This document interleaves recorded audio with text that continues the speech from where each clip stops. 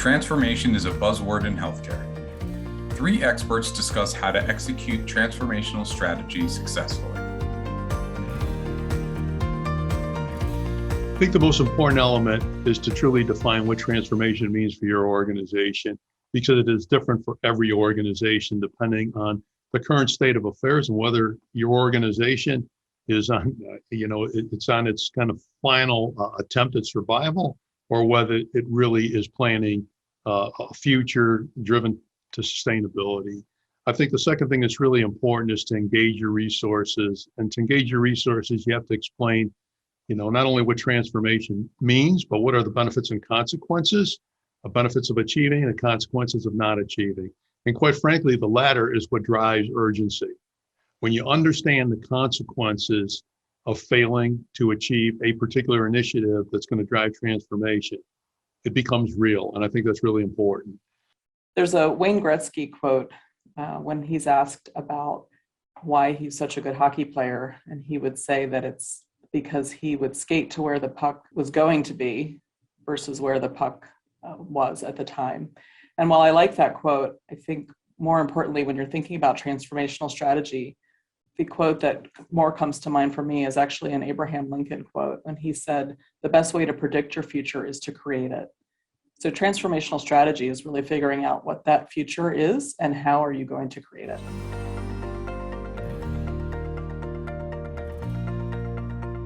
We know that it starts at the top. A CEO at a community hospital in the Chicago suburbs told me once that leaders are on stage all the time. If you're trying to set a new culture for your organization, you have to model it. It's when you're doing those rounds, it's when you're making contact with people. If they don't see you modeling those behaviors or that strategy, you're not supporting the culture and the change that's needed for execution. So if your strategy is about risk-taking and innovation, then you better be encouraging others when they're trying something new and being careful that if they fail, especially if they've taken reasonable risk mitigation efforts, that it's not a punitive approach. Failing fast is a good sign of an innovative organization. At one of the organizations that I worked in, we had a new program incubator.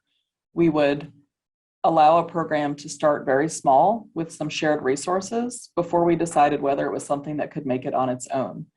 So we would test a program, let it go for a few months or maybe even a year or more to see if it could grow volume and be sustainable in the long run. And there were programs from that actually took off and that were in their own space, maybe even off our campus and grew over time.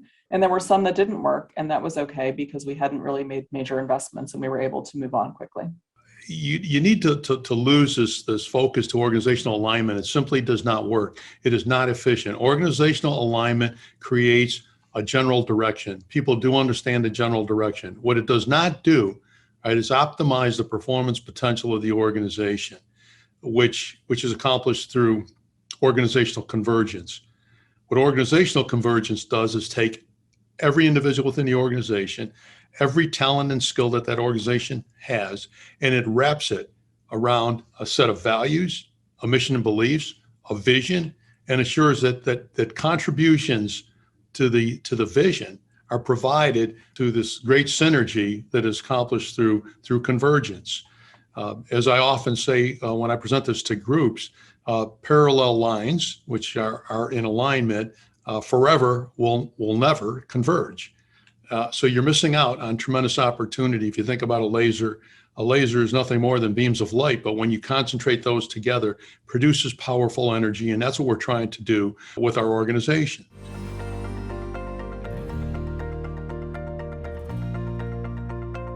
Any CEO would say that they own the strategic plan. And before a chief strategy officer came on board, they said that they were the chief strategy officer. So they work in lockstep to make sure that the senior leadership team, the board, and other key stakeholders are very much involved and have some ownership into the development and even execution of the plan. But the whole organization must be involved, from the team members who make it part of their goals to really understand and see how their job aligns with the vision, to those who are actually directly associated with executing on various steps. Think of it as a great orchestral piece that you're trying to develop. Okay, that is the executive team's role is to put this piece together. However, that piece then has to go to orchestra leaders for orchestration. That is your strategic realization office, individuals who know how to take that piece and build a harmony into it, the harmony that's created by bringing the right resources together at the right time to accomplish the intent of the piece. And that is the plans, the schedule, the resource planning that's associated with that.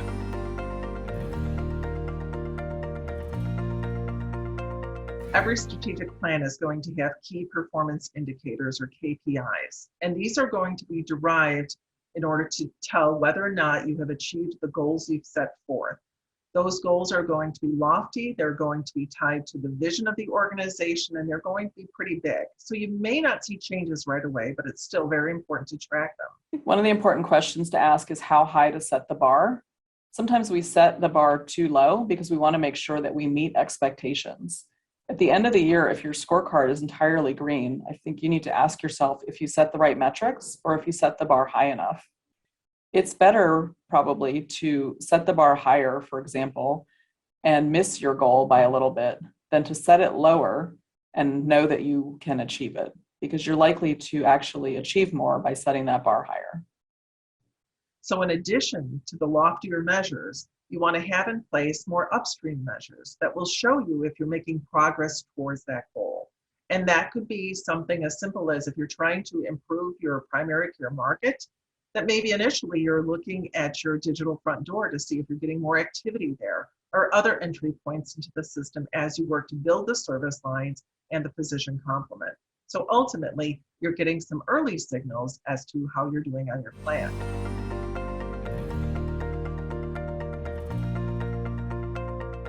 Lose the term change management. I believe that it has a very, very bad connotation. I will tell you through our experience, if we walk into an organization, the first thing we say is we are here to help you change. Instant paranoia. I think that we need to evolve our thinking in that regard and understand how people receive this term change or change management. I believe that it is best to talk in terms of evolution, to talk in terms of progressive adaptation, which means that, you know what, in order for us to survive and thrive, we need to continually evolve. People understand that. There is a positive connotation.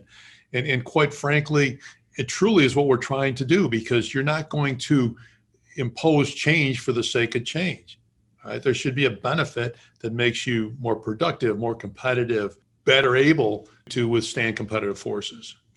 Well, first of all, we have to go back to culture. I think it's still important to have the organization resonate that it needs to be less risk averse, willing to take some chances, and encouraging people to try new ideas and come up with new prototypes. Secondly, you can consider putting people in temporary roles to serve as experts when needed and being able to train the trainer to transition jobs to those who make it part of their everyday work. And finally, I would say making sure that you're bringing training in for basic skill sets that we know are important in any industry to really strengthen strategic execution. This could be things such as facilitation skills, the ability to present, analytic skills, the ability to do rapid prototyping. So I feel that there are some great skills that we've learned through our Bridging Worlds projects to help strengthen strategic competencies.